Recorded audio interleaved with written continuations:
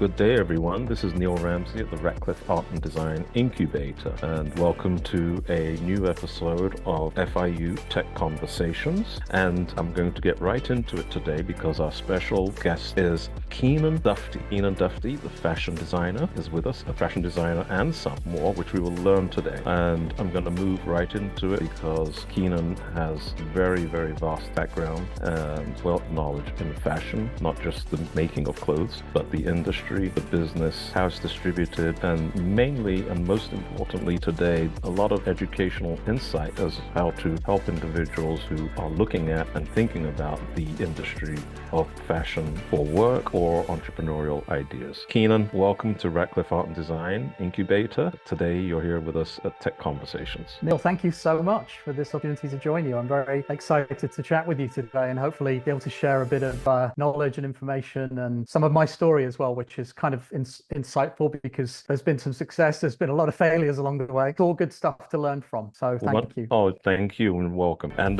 you just said it's been successes and some failures along the way, which is the real entrepreneurial story. No hiding that, and let's not hide it. So give us some insight as to this story of yours, and we'll start with that. And then I know you also have a book, which we'll get to, which is just coming out. So audience, beware, don't go anywhere. We're going to talk about this new book from Keanan coming out. But let's hear about the story, Keanan. Yeah, well, I'm a fellow Brit like you. I grew up in the north of England, a town called Doncaster, where there wasn't a lot of fashion, to be honest. I grew up actually loving music and looking at what musicians were wearing and wondering where the hell they got those fantastic clothes and costumes from. And I didn't realize that there were people designing those clothes. I thought these folks sort of fell out of the sky and ended up in these amazing costumes. And what I remember as a kid, all of the kind of glam rock artists, and then a lot of artists from kind of American R&B spectrum, like Labelle, who famous Voulez-vous coucher avec moi, the Lady Marmalade hit. Those spaces that they wore, which were these three amazingly vibrant women in these kind of outlandish clothes. So there was this sort of soul music coming out of America, and then there was the kind of the sort of glam rock scene in England, and they were the two sides of my schoolyard. So if you were into one form of music, you kind of made a line on one wall, and if you were into the other, you made a line on the other, and then everybody would kind of come together in the playground and become one, because it was a very small community, a coal mining community. So I kind of started off loving music, loving musicians, and aspiring to be in that world. And fortunately for me, the punk rock thing happened, and that was a moment which said to kids, you can just kind of get up and have a go. If you play a guitar out of tune, that's fine. If you sing out of tune and you can't remember the lyrics, you're just shouting, that's okay. And if you want to make clothes, you can cut up your old clothes, spray paint them, use duct tape to make your flares into skinny jeans. It was amazing. It was amazing times. It opened the door, I think, for a whole generation of people across the UK to just have a go, and that's the essence of being an entrepreneur, is having a go. Exactly. So you just got to kind of jump in and do it. This resonates and is very parallel to the ethos here at the incubator, the Radcliffe Art and Design Incubator. We say that here we do over present, meaning it's about, as you put it, and we say in England, it's having a go. Try it, do something.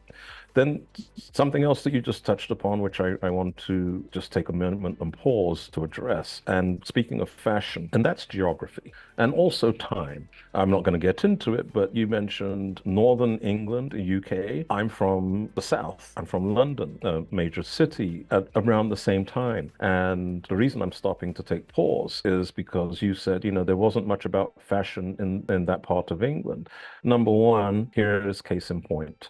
Here you are, fashion designer, global name, highly influential. And it's not because you were in London. I mean, I know you went to school there eventually, but this power of influence. And something I also want to talk about is, or that you might mention, because I think it will come up later, and we're seeing this around the idea of fashion, is fashion follows, especially as growing up in England, it had a tremendous tie to other cultural happenings, particularly music.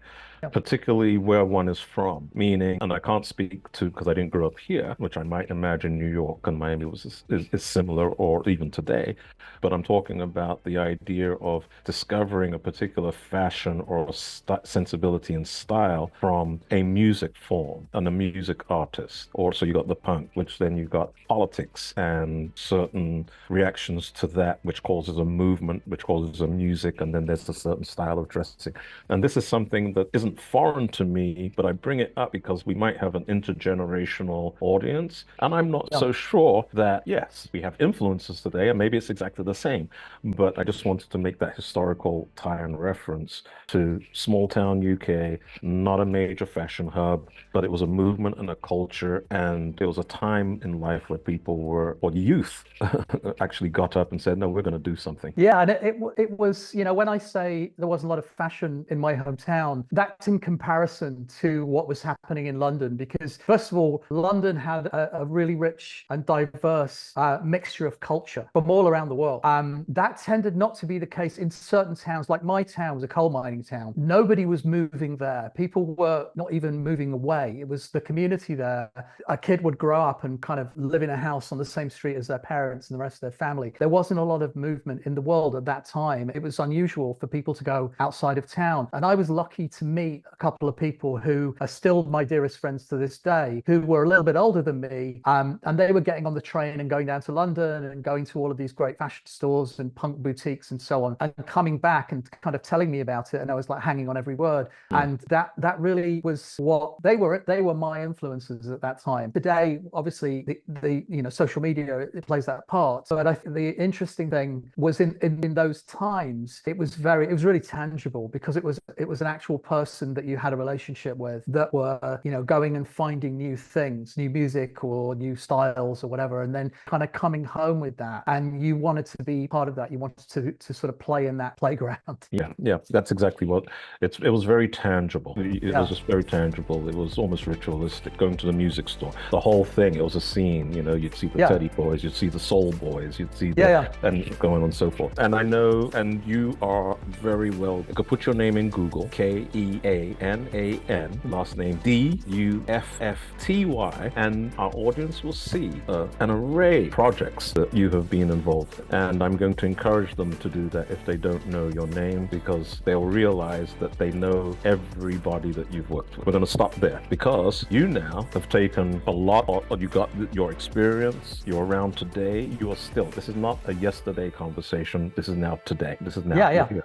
And you have a book, and this book is coming out, and I'll let you speak to that. So you've now bottled all of this wisdom in this industry and experience, know-how. Talk to us a little bit about the book that is coming out, the information. And again, this is highly relevant, because where I am sitting, you're not sitting, you're in New York City, correct? Yes. I'm in Miami at the Radcliffe Art and Design Incubator, and it's highly relevant because we are all about creative practitioners, those who study, are skilled, and have talents and learn sets in the creative practices, industries, disciplines, and how are they taking those to come to market solutions to things, improve, innovate things. However, let's talk about your book and the entrepreneurship, because I could tell you, we have we see a lot of young individuals come through here, the incubator, in Miami proper itself, a lot of young individuals traveling, coming through from here. And fashion is also a rite of passage. It's an expression. What I'm getting to is we have a lot of interest and hear a lot about individuals in Miami having dreams and hopes of being in fashion. And when they say being in fashion,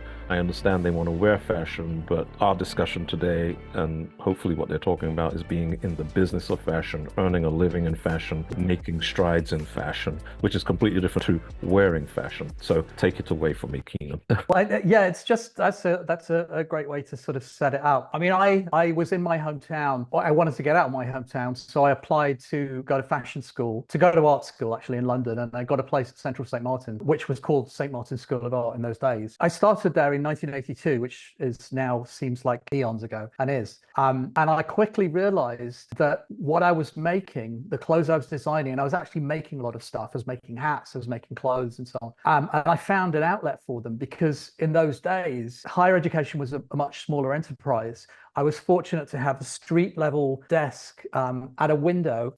The window was out onto Soho in London, and I would hang my designs on mannequins or on coat hangers and put them in the window. People would walk past and kind of knock on the window and, like, oh, is that for sale? How much? And I would sort of come up with a number because, if I wanted £25 to go out to a nightclub that night, I would say, oh yeah, it's 25 quid. I'm around the front of St. Martin's, bring cash, we call that just-in-time revenues. Just in time. So it was needs must, but it made me realize for the first time that commerce and creativity can come together as bedfellows. I wouldn't have thought of entrepreneurship at that time as a way to kind of name it, but that's essentially what really dawned on me. I love music. I play music. I've always played music. I've always recorded and been in bands and so on. Just did a festival in Liverpool in the UK a month ago. Music has always been my kind of drug of choice, as it were, but I never really figured out how to make a living out of music. I thought fashion was more of a tangible route to actually supporting myself in that. So through college, I kind of worked on that. I always made stuff and I took it to stores in the King's Road in London, which at that time was a great place to sell,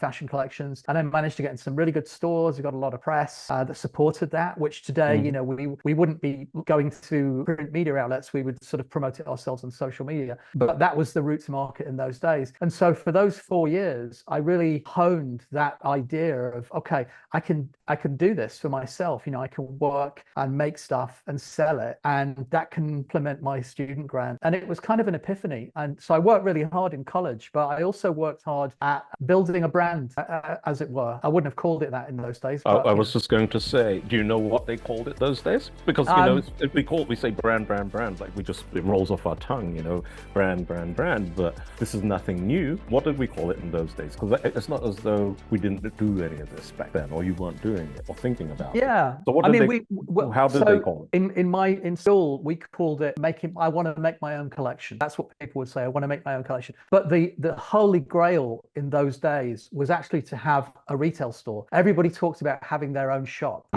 Today we would probably go direct to consumer via social media and so on. But in those days, everybody wanted a brick and mortar store. And that was based on Vivienne Westwood and Malcolm McLaren's success with their 430 Kings Road store, which had been through all these different iterations in the 70s. And then in the 80s, by the time I got to London, it was World's End, it was pirate clothes, it was new romantic clothes, basically nightclub clothes for crazy kids. And they were somewhat of a touchstone that everybody wanted to emulate. So that was kind of what we were all aiming for, I think, in college. And, very few people talked about getting a job. That was what was quite interesting. And I was on a 4-year, what they call a sandwich course, where in the third year, you were supposed to go out in the industry and work for a year.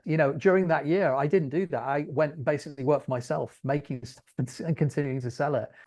Some of my contemporaries went and worked in Italy or worked in France, or I think a couple came to New York and worked. And I probably should have done that. That probably would have been a more of a life-changing experience, I guess. But I chose to be in London and stay in London because I felt that was where the hotbed of creativity was, and really push the envelope and just make more stuff, find more outlets for it, and really go for it. I don't regret that, but it's sort of very interesting to look back on that now and see that as an epiphanal moment for somebody who was essentially a young creative at that time. Mm-hmm. Is it something that you look back in? Is it? And I don't, it's not so much that one should compare, but is it the reason when you reflect? Do you have evidence, maybe the others that your contemporaries, your peers at the time, the ones who didn't take this trajectory?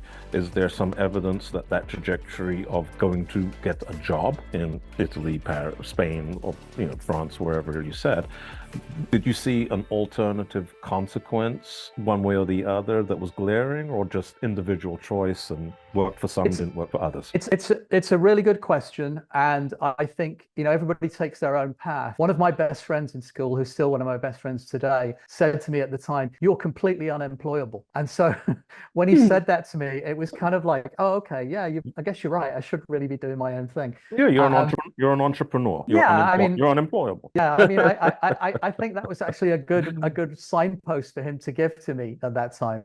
But there might be some truth to it. There might be some truth to it today still. Totally true. Totally true. Yeah, totally true. You know, and I think that, I mean, the evidence that I would point to, you know, everybody takes their own path. And I think my contemporaries have been very successful in going off to other parts of the world and having success and making lives for themselves there. At the time, you know, in the 80s in London, there weren't a lot of jobs really. You know, it wasn't, there was a very divisive time politically. You know, the government at that time were creating all of these schemes to lower the unemployment figures, but unemployment was very high. Keanan, I'm just going to interject. Sure. Because I do think in fashion conversations and particularly style and trends, the zeitgeist, the political, the youth climate, the cultural climate, what's happening in the world has a lot to do with the expressions in fashion. Okay, well, perfect if you say that. So could you just give us the era, the years that we are talking about, just so the audience could put a pin on it and go, you know, this is a product or a consequence. We're talking about what era, because it does have a lot of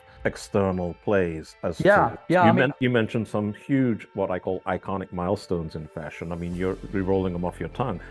St. Martin's, Central St. Martin's, Vivienne Westwood, King's Road, punk, new romanticism. These things I know were actual reactions to things that were happening in the world.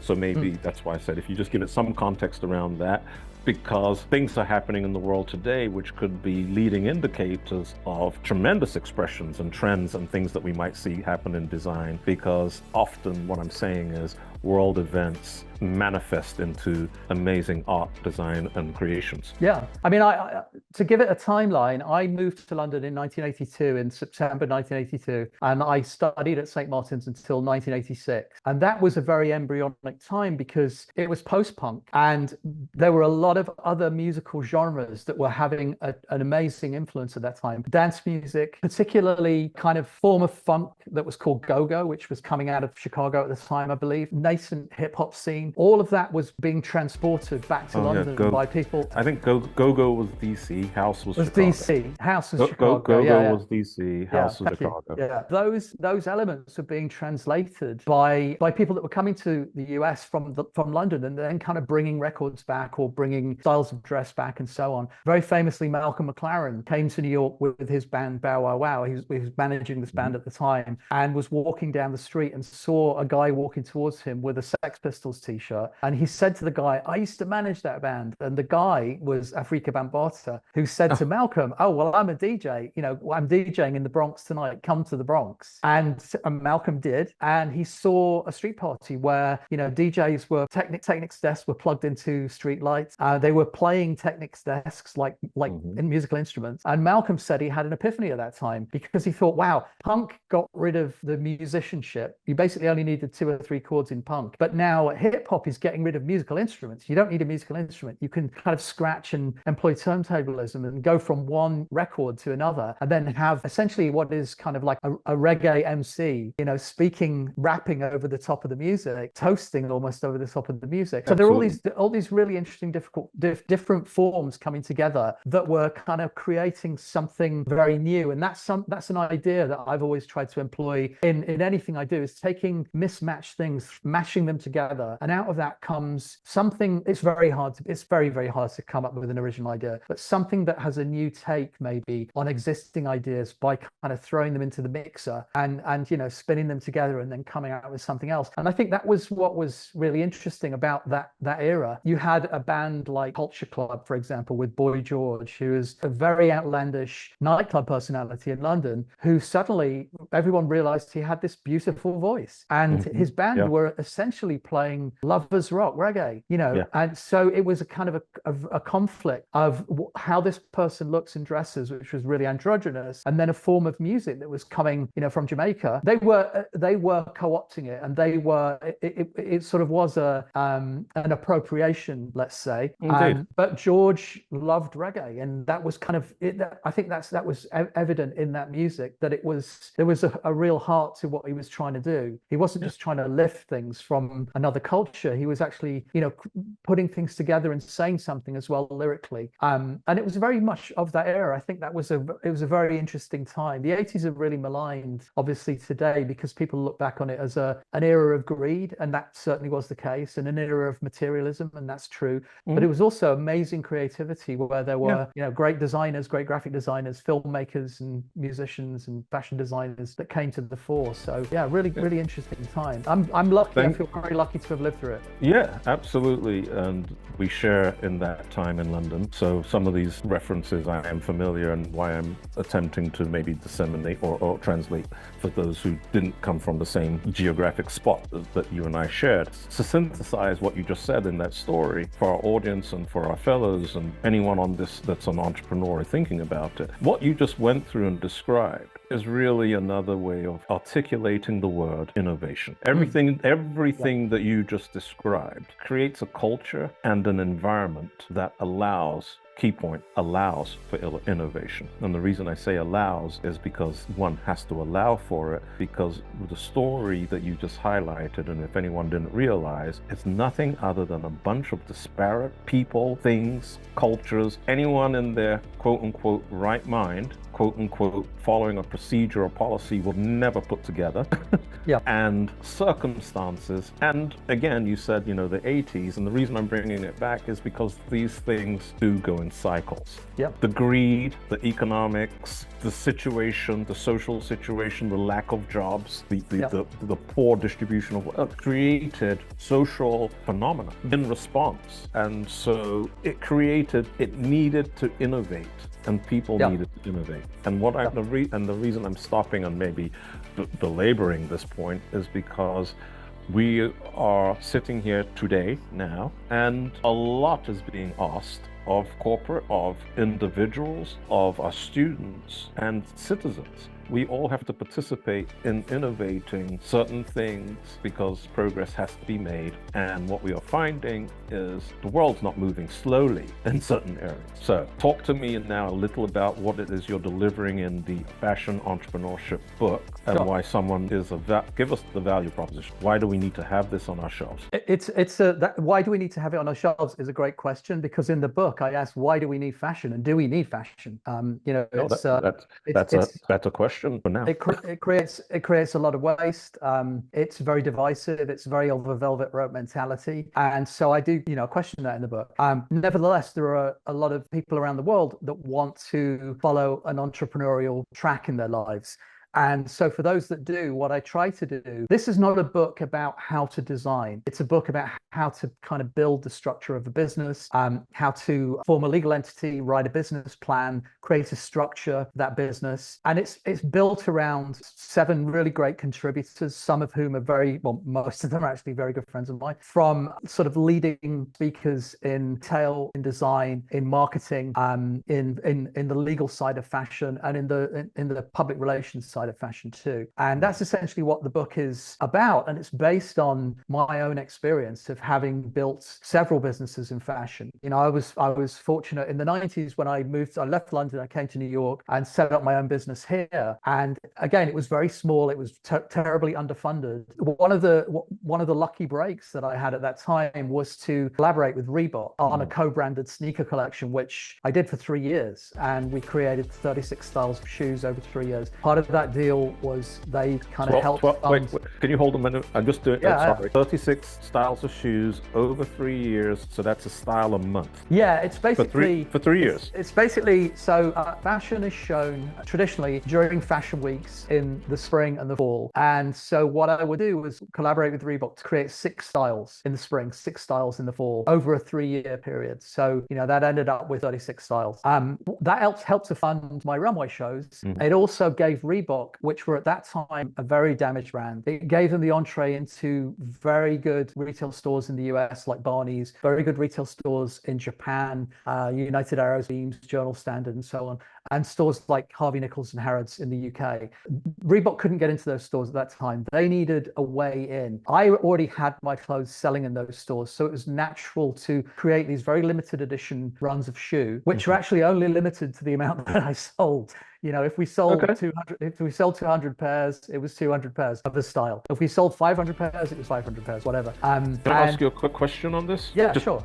hold your thoughts. A quick question. Would I be correct, or would the audience, well, would I be correct and the audience be correct if we said, as you were doing in this Reebok, you fashion designer collaboration, would this be similar to what we are seeing Adidas doing right now with the Sambas? Yeah, I mean, it's brands outside of the sort of sneaker culture have historically collaborated with sneaker brands, probably since I first saw this with Japanese brands in the late 90s, which is why I kind of pursued this as a business model. I was fortunate to have Reebok come backstage at one of my fashion shows. They wanted to have a conversation. We came up with this idea of this co-branded collaboration where the shoes would be, you know, Keanan Duffty for Reebok. They would be styled to look exactly, they would kind of match my runway collection so they could be sold alongside it. And it was a concept. This is like going back, you know, to the beginning of the 2000s, 2000, 2001, 2002, 2003. The idea of brand collaborations was quite a new thing then. Certainly in the United States, there weren't that many people doing it. And, you know, Reebok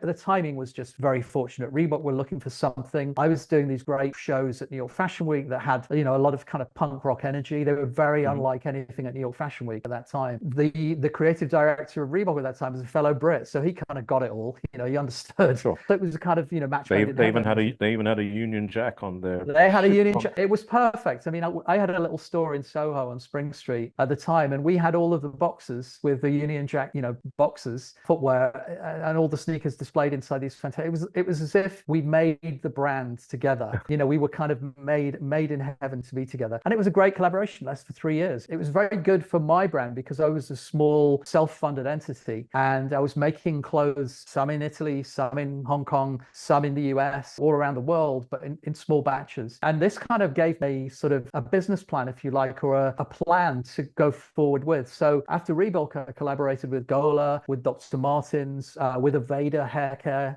products for a long time. We actually did a fragrance with Aveda, and I supplied Aveda's salons all around the world with organic cotton t-shirts. And these came through the creative director of Aveda is a gentleman called David Adams at that time. Became a very good friend of mine to this day. But there was a lot of synchronicity in it because, again, he was a fellow Brit. He kind of looked at what I was doing. He'd owned record stores in London. He kind of knew his stuff. It's like that collaboration was almost a given. It was synchronicity that we came together and were actually able to make it happen. These are some of the successes that I've been very fortunate to have through serendipity of the world. I mean, a lot of this stuff is luck. I was watching that show Industry the other day, and that what the Kit Harington character said, most businesses fail, and that's absolutely true, especially in fashion. Probably 99% of businesses fail, but if you have maybe some talent, maybe some tenacity, but a lot of luck, you know, it can get you quite far. Yeah, you make me think of a book that came out of Harvard Business School, and it's called Heart, Smarts, Guts, and Luck. Great title. Right. Well, they devised the title because the book is, I think it's either Harvard or MIT. I think Harvard.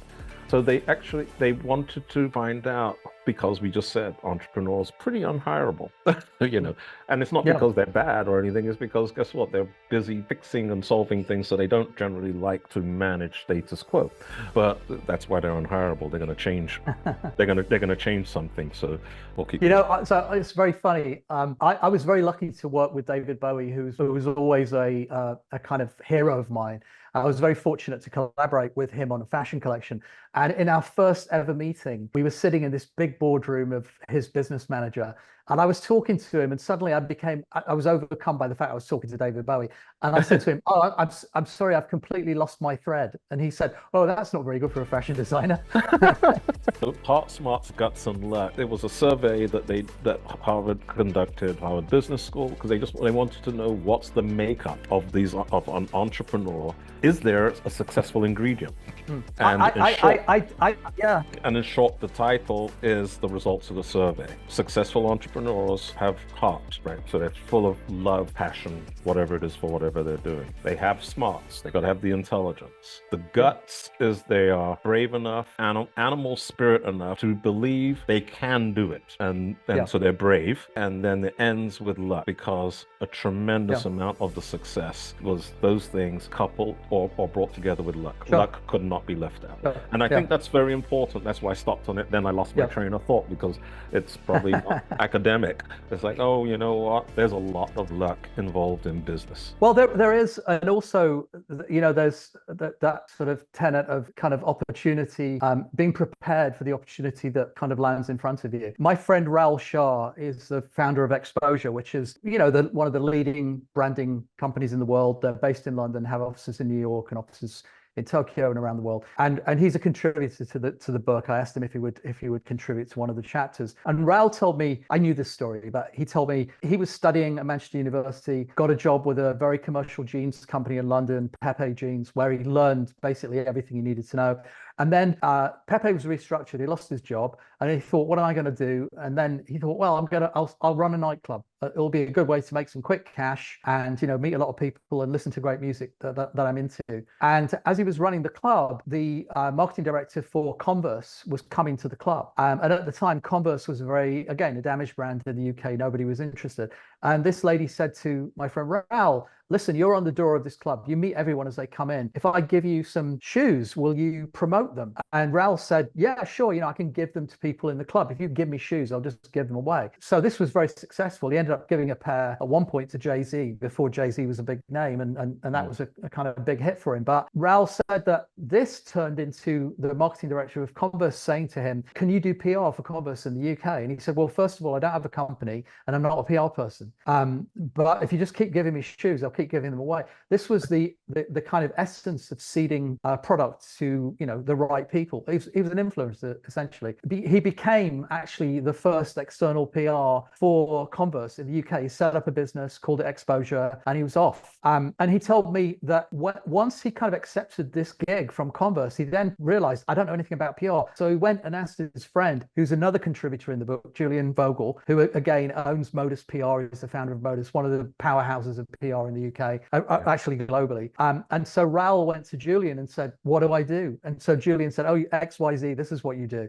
So it was not only the luck and the serendipity, but it was also the network of him knowing someone. And I think that's the other side of entrepreneurship, is that network and building that network. And can't stress that enough. I personally call it, and to those I mentor, I call it the show up strategy. Yep. And I do call it a strategy. It's more than a strategy, it's a tactic. Yep. Showing up. And particularly, it's counterintuitive, but when the world is hugely bent on digitally showing up, it's enormously amazing to show up in a place or in another country. Yeah. And you see that. I've walked into a room and like, bloody hell, you're here.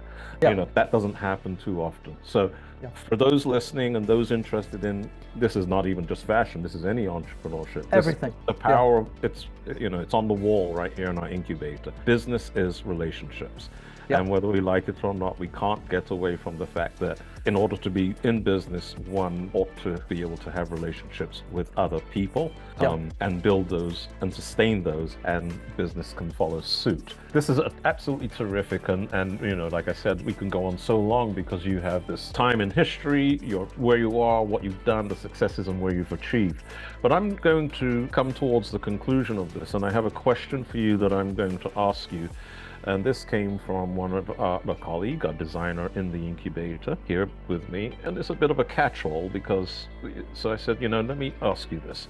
And I'm going to use this question as our concluding question before we wrap up. Fashion design is inherently a very physical medium. It has gone through many different transformations and now also covers the digital body with fashion in the metaverse, game avatars, and so on. Having worked in fashion for so long and in so many roles, how has materiality of the medium evolved in the way you perceive it, live it, make it, and teach it. This is how do your students navigate the connections between these multiple fashion worlds. So we're asking, again, having worked in fashion, the many roles. So how has materiality of the medium evolved and how you perceive it, how you're living, how you're making, and how you're teaching? That's a fantastic question. Earlier on in the conversation, I mentioned how, at least in my experience, fashion is incredibly wasteful. It uses resources pretty much in the same way that we used resources in the Industrial Revolution. It hasn't really changed. Its technology hasn't changed that much. Its distribution creates this huge carbon footprint. And I think it's the responsibility of everyone who makes something to look at ways of doing this better. The best fashion collection for me is the one that isn't made, actually. In order to be completely sustainable and compliant, we should stop making clothes. Really, there are certain communities around the planet that obviously do need clothes. Not everybody has a wardrobe that meets their needs, but most of us do. And certainly we don't wear most of it. Probably we wear 30% of the clothes that we own at most. So I think being really conscious of how we source, how we produce, how we manufacture, and how we distribute are the forefront of teaching in fashion, of sort of leading by example, and the purpose behind why we're doing it, because I think that's very, very important. Most of the successful fashion products today are actually driven by purpose. They do something. A brand called For Ocean, they actually make accessories, and they have these sort of very successful bracelets that are made from recycled plastics that are taken from the ocean. Similarly, Parley for the Oceans, they reclaim plastics from the ocean, turn them into a filament that's been made into one of Adidas's most successful shoes ever without any marketing, completely viral marketing. And speaking of that, that's another great example of a collaboration that you spoke about was happening in the early 80s. And now, again, this ties how social needs or global needs and how fashion often reacts. And Parley is an organization I'm familiar with. I know they are in the music space. I've been to Manhattan to one of their club gatherings. So I'm glad you mentioned that. And just because the audience, I just don't want them to think that we're talking about yesteryear. I think so much in fashion and the business of it is the same. They're fundamentals because it connects and it's with humans. To me, fashion is so human and tangible.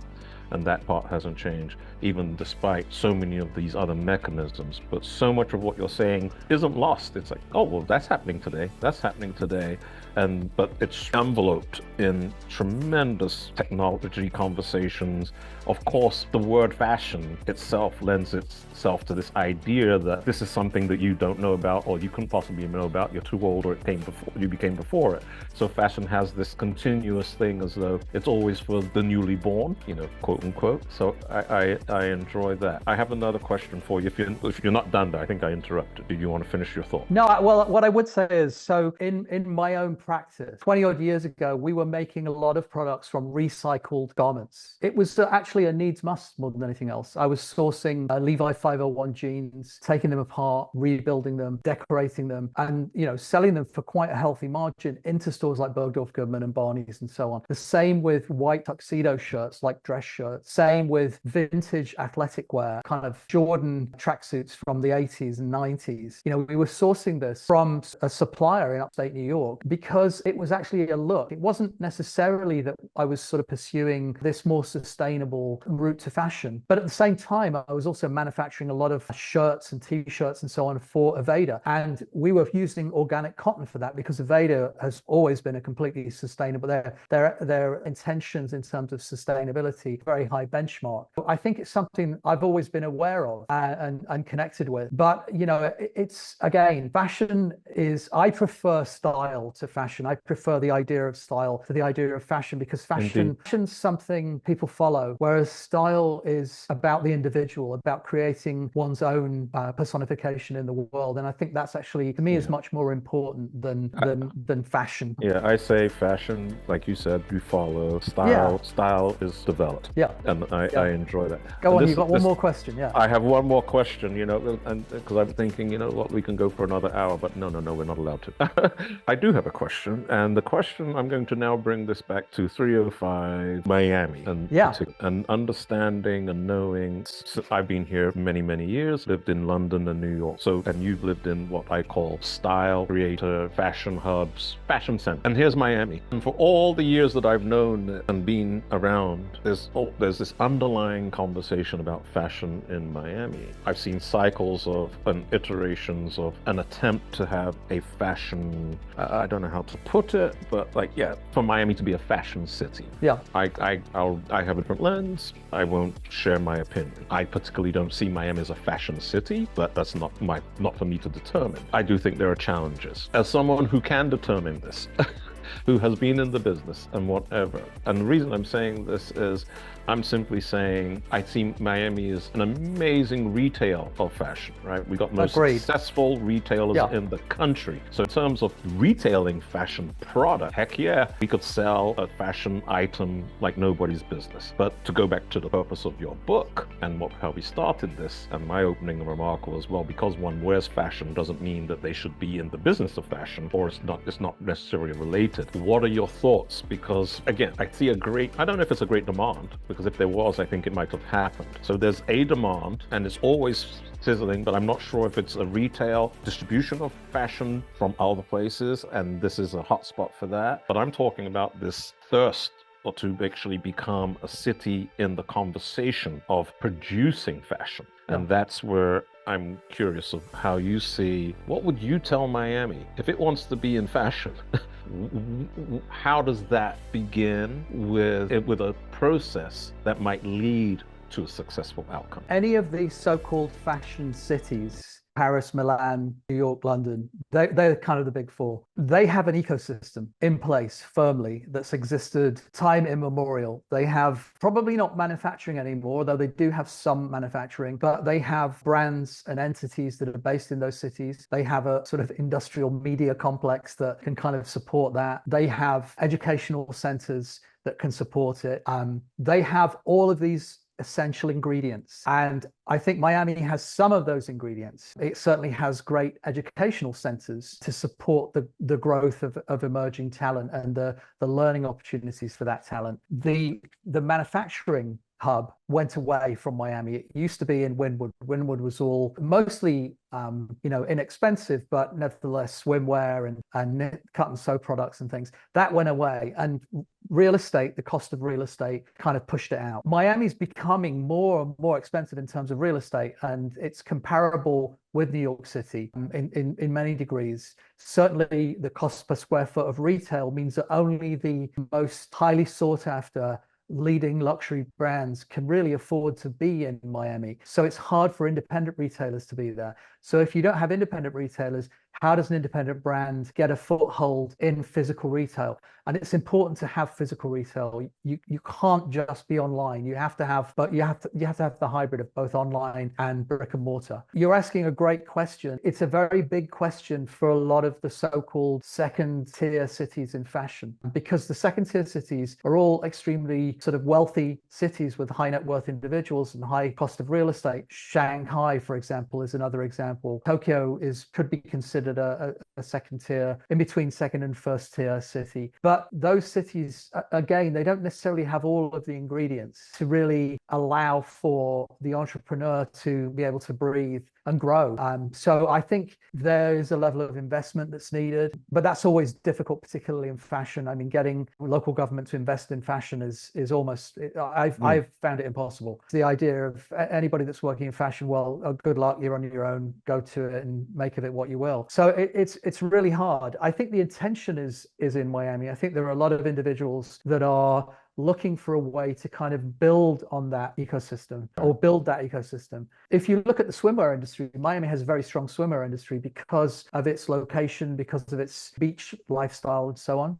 So unquestionably, that's there. But and you could wear a swimsuit 9 months a year. Yeah, but to have in other areas of fashion, it is challenging. And fashion's become very classification driven. So brand breaks through with a particular kind of product. They then can hopefully broaden that to a bigger product. product offering. A classic example would be someone like Nike, who started off with an athletic running shoe. Now, decades later, they're a full lifestyle brand and collaborating with many other brands. All of those. And then at the other end of the spectrum, you've got a brand like Gucci, for example, who started off as a fine luxury goods brand, making shoes, making leather bags in Italy, and then now they're making sneakers.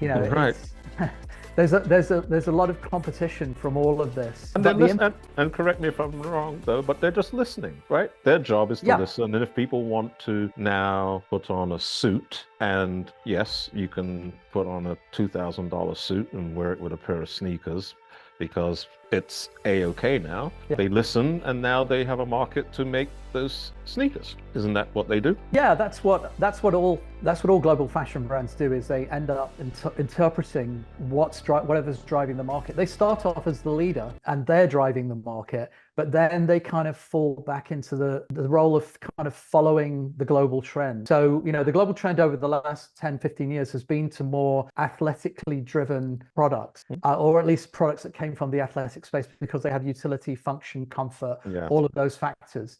I personally, Keanan, love to see the street wear and the street kids and the street style, the road. I love to see the road influencing the runway, which is something that I'm witnessing. I personally love that. I say that in my book, that I think that the street is the best runway in the world, because if you've created a product and you see something, this has happened to me many times, somebody walking through an airport or walking down the street towards you and they're wearing something that you've made. It's a moment of pride for me as a creator to actually see that being used, worn, and interpreted by that individual in the way that they want to interpret it, because they're exuding their own personal style. I mean, you can, all the runways in the world, you can do opulent big shows. I've done many of them myself, but seeing someone in the street is the biggest buzz for an entrepreneur. All right. I have to end it, but I don't really want to. So, one, I'm inviting you when you're back in Miami to come visit us here, and absolutely, and maybe we'll see if Miami responds favorably to this discussion. Maybe we'll have an IRL, in real life discussion for all of the potential fashion. Well, we have plenty of fashionistas and fashionistas, but all of those who really think they belong in the fashion business because they know how to put on a frock or a pair of trousers.